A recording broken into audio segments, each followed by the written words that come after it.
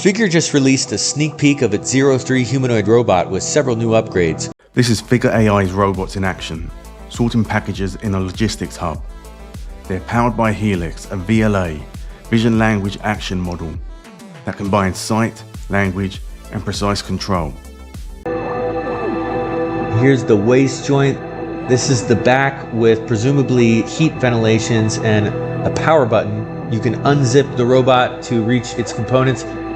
Now look at this, a battery display on its head, and on the back of the waist we can see more heat dissipation vents.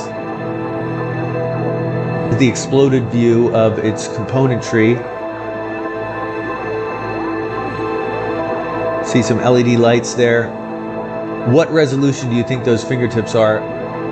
Another view of the camera inside of the palm of the hand, which prevents occlusions from the fingers. And here, the foot, you can see it has articulating toes, much like the Tesla, but it also has inductive charging on the heel, which means that the robot can charge by simply standing.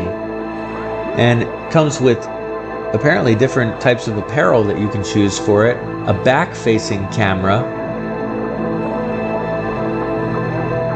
The arrival of robots might allow the world economy to continue growing, even as human labor becomes less abundant. Thanks to robots, the cost of goods and services might plummet, potentially enabling an increased quality of life for all. But liberating humans from work would also mean liberating them from their paychecks. Robots would do the same for manual labor as cloud-based AI threatens to do for office work, creating a joblessness crisis that Adcock says should be addressed with some form of universal basic income. At the same time, though, this billionaire entrepreneur is already calculating how to win control of what he expects to be a $40 trillion industry, and one that tends towards monopoly.